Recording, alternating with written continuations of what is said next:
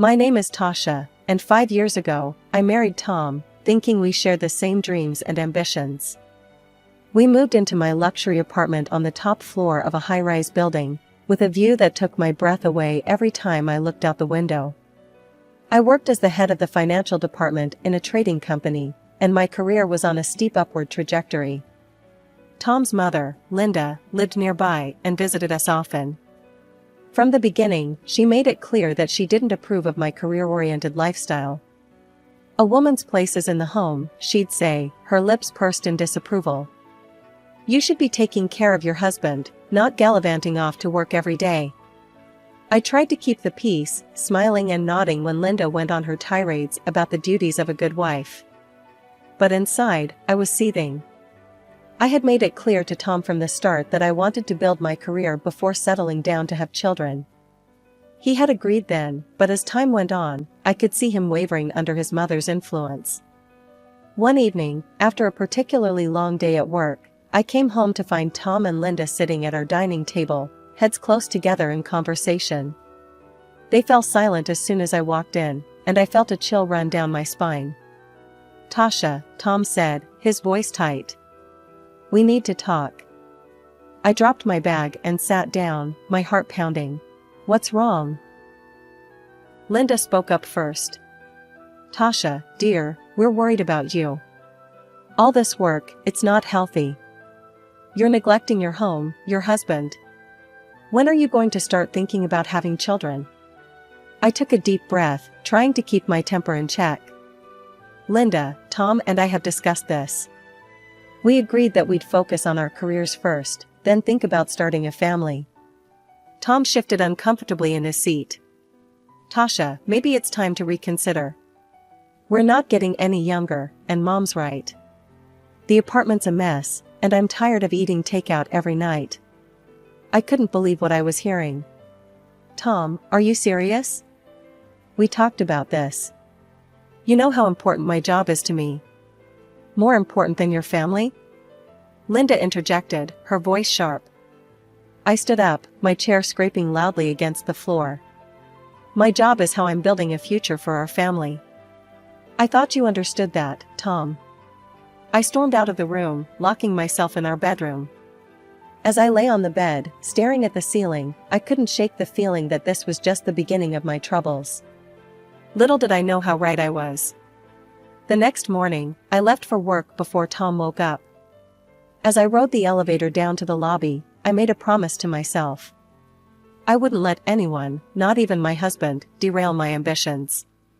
I had worked too hard to get where I was, and I wasn't about to give it all up now.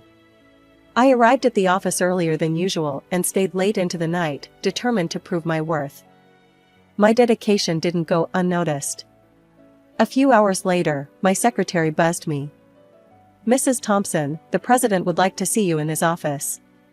My heart raced as I made my way to the top floor. Mr. Johnson, our company president, was known for his shrewd business acumen and his tendency to spring surprises on his employees. "Tasha, come in," he said as I knocked on his door. "Have a seat." I perched on the edge of the leather chair across from his desk, my hands clasped tightly in my lap. "I've been watching your work closely," Mr. Johnson began, his face unreadable. "And I must say, I'm impressed." I let out a breath I didn't realize I'd been holding. "Thank you, sir." He leaned forward, his eyes intense. "We're expanding, Tasha. Merging with a large company from another city. It's a big move, and we need our best people on it." My pulse quickened. Was this going where I thought it was? "I'm planning to promote you," he continued. "Head of a new department. But I won't lie to you, Tasha. It's going to be tough. You'll have to work harder than you've ever worked before. Are you up for it?" I thought about Tom and Linda, about their expectations of me. Then I thought about all the late nights I'd spent poring over financial reports, the satisfaction I felt when a project came together perfectly. "Absolutely, sir," I said firmly. "And I accept. I won't let you down." As I left Mr. Johnson's office, I felt like I was walking on air. This was what I'd been working towards all these years. I couldn't wait to share the news with Tom. Surely, when he saw how successful I was becoming, he'd understand why my career was so important to me. On my way home, I stopped at our favorite restaurant and ordered all of Tom's favorite dishes. I picked up a bottle of champagne and a bouquet of roses. This was cause for celebration, and I was determined to make it special. I juggled the bags as I unlocked our apartment door. "Tom?" I called out. "I'm home. And I've got a surprise." I found him in the living room, sprawled on the couch, the TV blaring. He barely looked up as I entered. "Tom, you won't believe what happened today," I said, my excitement bubbling over. "I'm getting promoted. Head of a new department. Isn't that amazing?" Tom muted the TV and turned to face me, his expression far from the joy I'd expected. "So, you'll be working even more now, is that it?" I felt my smile falter. "Well, yes, but think about what this means for us. We'll be able to afford that big house we've always talked about. Regular trips around the world. Our future is set." Tom stood up abruptly. "Our future? What future, Tasha? You're never home as it is. When was the last time we had dinner together? When was the last time we even had a real conversation?" I gestured helplessly at the bags I'd brought home. "That's why I brought dinner. I thought we could celebrate." "Celebrate what?" Tom's voice rose. "Celebrate you abandoning our marriage for your job? Celebrate the fact that I married a woman who cares more about her career than having a family?" I felt tears pricking at my eyes. "I thought you'd be happy for me," I whispered. Tom's face softened for a moment, then hardened again. "I can't do this anymore, Tasha. Something has to change." With that, he stormed off to his office, slamming the door behind him. I stood in the middle of our living room, surrounded by the trappings of the celebration that would never happen, feeling more alone than I ever had in my life. As I mechanically put away the food and poured myself a glass of champagne, I couldn't help but wonder, was this the price of success? And if it was I willing to pay it? One evening, as I was leaving the office, I had an idea. I'd hire a housekeeper. Someone to clean the apartment and cook meals. It would solve Tom's complaints about the messy apartment and lack of home-cooked food. Satisfied with my solution, I made the necessary arrangements. 2 weeks later, I came home to find the apartment spotless, the air filled with the aroma of a home-cooked meal. I smiled to myself, certain that Tom would be pleased. I heard the front door open and close. "Tom?" I called out. "I'm home. And dinner's ready." He walked into the kitchen, his eyes darting around the clean space. "What's all this?" "I hired a housekeeper," I explained, unable to keep the pride out of my voice. "She cleans and cooks. I thought it would make things easier for both of us." Instead of the gratitude I expected, Tom's face clouded over. "So, this is your solution? Hire someone else to do your job?" "That's not fair," I protested. "I'm trying to find a balance." "Balance?" Tom laughed bitterly. "Is that what you call this? Tell me, Tasha, now that you've found a replacement for yourself in the kitchen, are you going to find a replacement for yourself in our bed too?" I recoiled as if he'd slapped me. "How dare you?" I hissed. "I've done nothing but try to make our life better, and this is how you react." Tom turned away. "I'm going out. Don't wait up." The door slammed behind him, leaving me alone in the immaculate kitchen, the untouched dinner growing cold on the table. Over the next few days, Tom and I barely spoke. I buried myself in work, focusing on the upcoming merger. It was easier to deal with spreadsheets and financial projections than the mess my personal life had become. Then, one rare Saturday when I didn't have to go into the office, I decided to make an effort. I spent the morning cooking Tom's favorite meals, set the table with our best china, and even put on the dress he'd bought me for our last anniversary. When Tom came home, I was waiting with a smile. "I thought we could have a nice dinner together," I said, trying to keep my voice light. "Just the two of us." Tom looked at me for a long moment, then nodded silently. My heart leapt. Maybe this was the turning point we needed. I was just about to serve the appetizer when the doorbell rang. Confused, I went to answer it. There, standing in the hallway, was Linda. "Linda," I said, unable to keep the surprise out of my voice. "We weren't expecting you." "Oh, I was in the neighborhood and thought I'd drop by," she said, pushing past me into the apartment. "Tom, darling, there you are."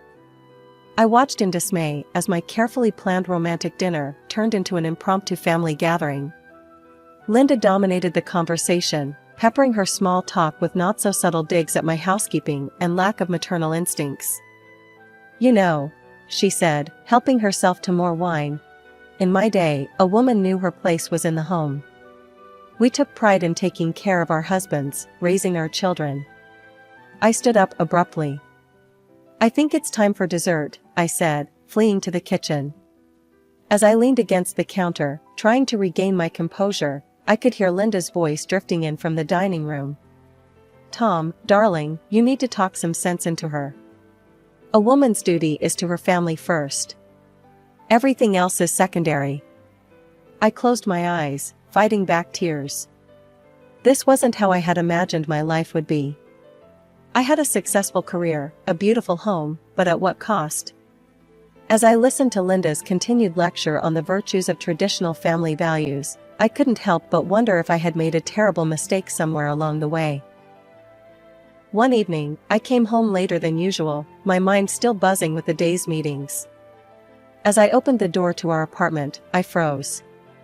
There, scattered across the living room floor, were baby clothes. Tiny onesies, miniature socks, even a small pair of shoes. "Tom?" I called out, my voice wavering. "What's all this?" He emerged from the bedroom, a strange look on his face. "Oh, Mom brought those over. She thought it might help you get in the mood." I picked up a small t-shirt, my fingers trembling. "In the mood for what, exactly?"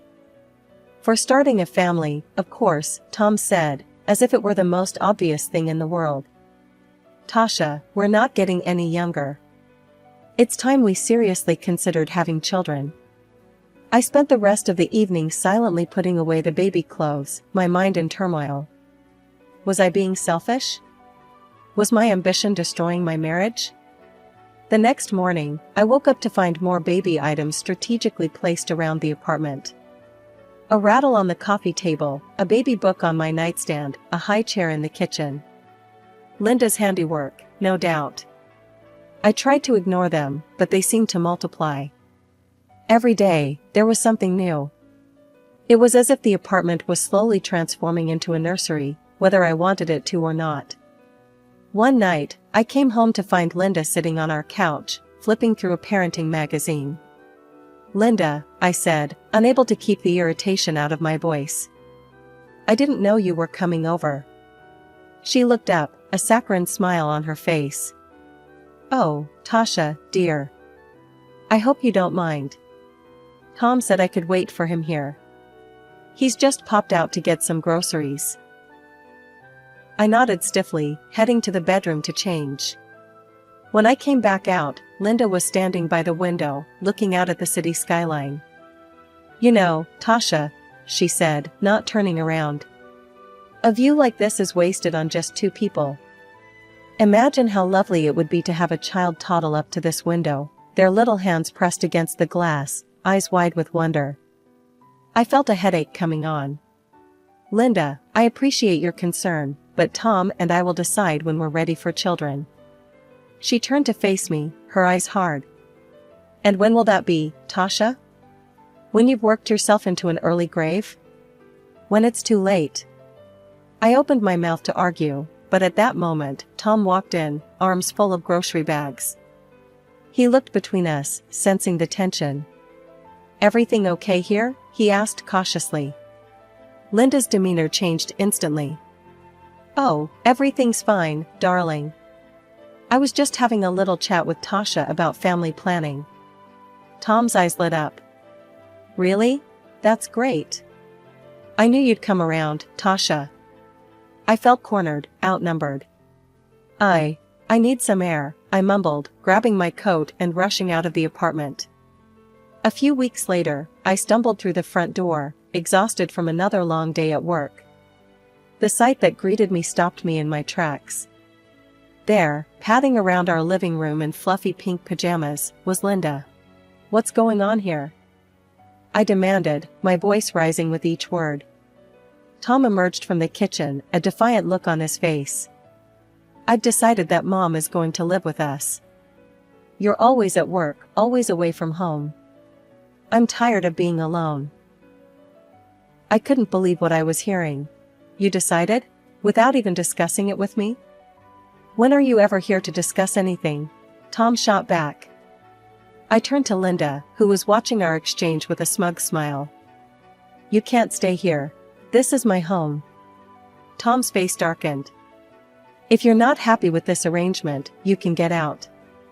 I felt like I'd been slapped. "Excuse me?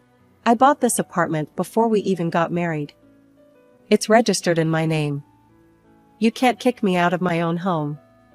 Linda stood up, her face twisted with anger. She took a threatening step towards me.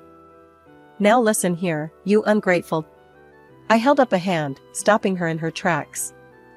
"Don't come any closer, Linda. If you lay a hand on me, I'll call the police." Linda's face crumpled. She collapsed onto the sofa, clutching her chest dramatically. "Oh, Tom," she wailed. "Did you hear that? She threatened to call the police on me." "Your own wife, threatening your mother? Oh, how she's hardened. That awful job of hers has turned her into a monster." Tom rushed to his mother's side, shooting me a venomous look. "How could you, Tasha? Your own mother-in-law." I couldn't take it anymore. Without another word, I stormed off to the guest bedroom, locking the door behind me. I spent a restless night tossing and turning, my mind racing with the absurdity of the situation. The next morning, I was awakened by my phone ringing. It was Mr. Johnson, my boss. "Tasha, I need you on a plane today," he said without preamble. "We're ready to move forward with the merger. I need you in Chicago ASAP." I've never packed so quickly in my life. As I wheeled my suitcase to the front door, I was met with the stony faces of Tom and Linda. "I have to go on a business trip," I said, my voice cold. "It's for the merger. I'll be back soon." Tom's lip curled. "Don't bother coming back at all." The flight to Chicago was a blur. I threw myself into work, grateful for the distraction. The merger negotiations were intense, requiring all of my focus and energy. But in the quiet moments, when I was alone in my hotel room, the reality of my situation came crashing down. After a grueling week of negotiations and sleepless nights, I finally returned home. As I stood outside my apartment door, suitcases at my feet, I felt a mix of exhaustion and anticipation. I just wanted to collapse into my own bed and forget about the world for a while. I inserted my key into the lock, but it wouldn't turn. Frowning, I tried again. Nothing. A cold feeling of dread washed over me as I realized what must have happened. I knocked on the door, my heart pounding. After a moment, it swung open. There stood Tom and Linda, both wearing casual house clothes, looking at me with a mixture of smugness and disdain. "Why doesn't my key work?" I asked, my voice barely above a whisper. Tom let out a harsh laugh. "I changed the locks," he said, his eyes glinting with malice. "You can come in if you're ready to choose your family over your precious career." I stood there, stunned. "What are you talking about?" Tom reached into his pocket and pulled out a stack of papers. With a flourish, he presented them to me. "Divorce papers," he said. "It's time to choose, Tasha. Your career or your home. What's it going to be?" I looked at Tom, really looked at him, and in that moment, I realized something profound. I didn't love him anymore. The man I had married was gone, replaced by this bitter, manipulative stranger. Linda's shrill voice cut through my thoughts. "Well, we're waiting. Make your choice."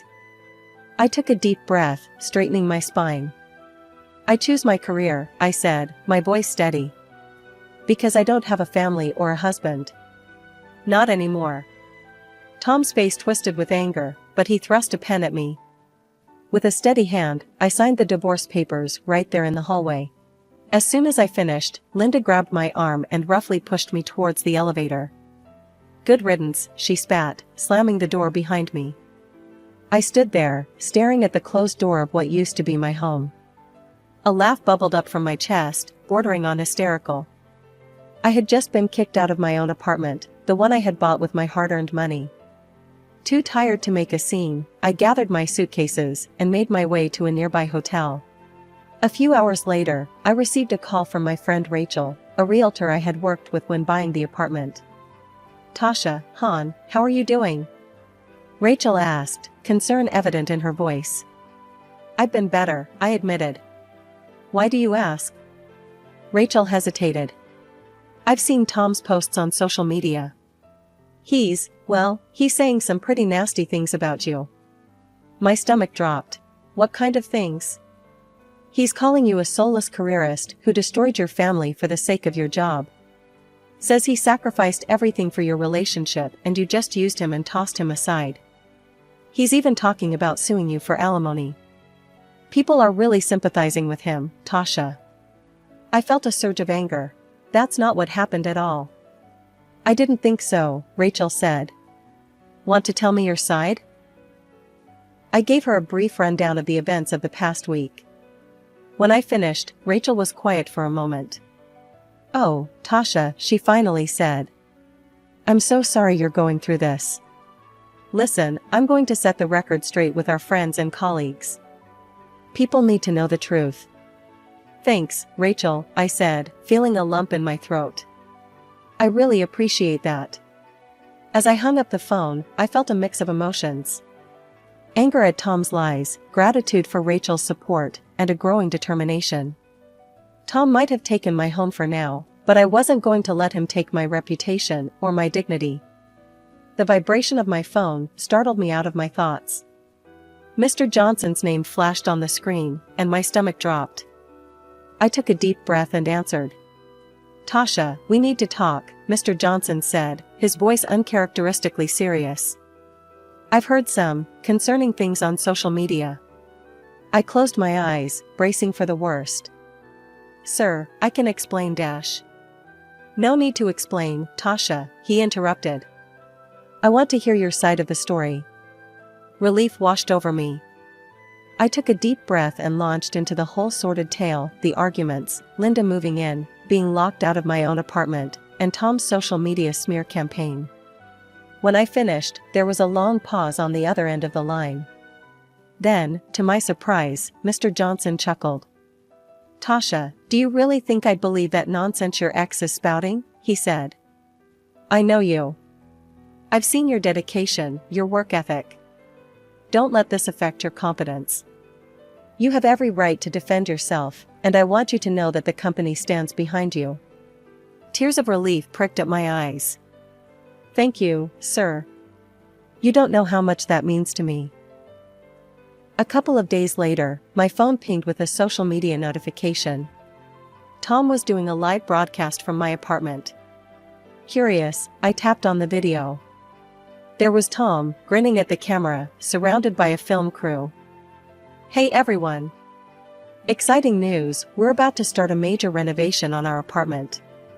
The crew from Extreme Makeover, Home Edition will be here in 2 weeks to transform this place."